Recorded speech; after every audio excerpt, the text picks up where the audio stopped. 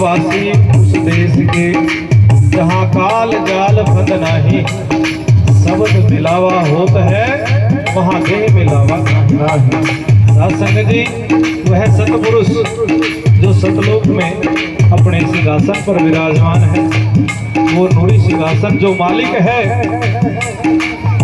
जो चौथे पद का मालिक है सच्चे बादशाह सतगुरु जी, इस रूह को यहाँ से मुक्त करवाने के लिए संतों को हुक्म नामे से यहाँ भेजते हैं और संतों को वह नाम रूपी जड़ी देकर भेजते कि जाओ उन रूहों को नाम की बख्शिश करना।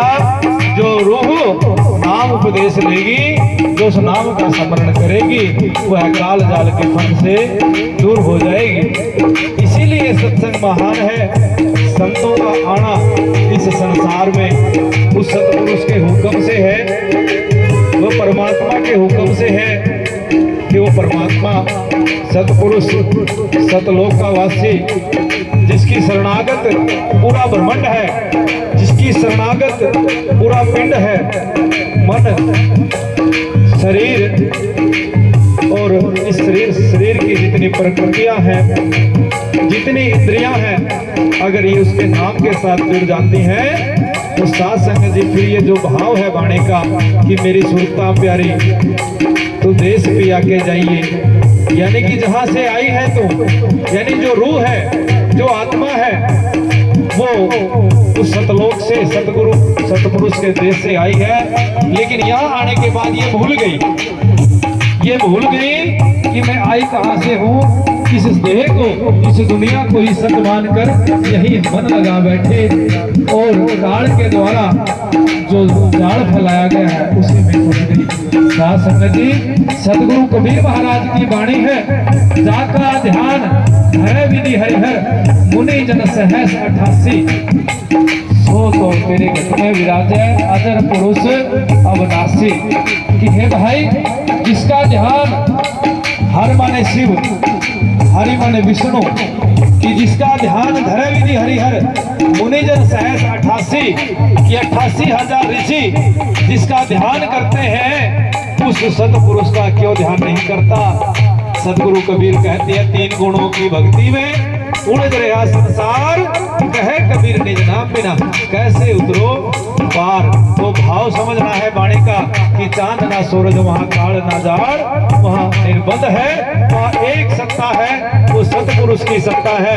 और हमने सभी ने उनकी गोद में जाकर विराजमान होना है, उन्हीं की गोद में बैठना है, क्योंकि पूर्ण मालिक मोक्ष के दाता वह सतपुरुष है। तो कैसे वाणी श्रवण है, ध्यान से सुनना, श्रवण करवाई ध्यान से। सुरता प्यारी मेरी सुरता प्यारी देश पिया के जाइए, मेरी सुरता प्यारी देश पिया के जाइए।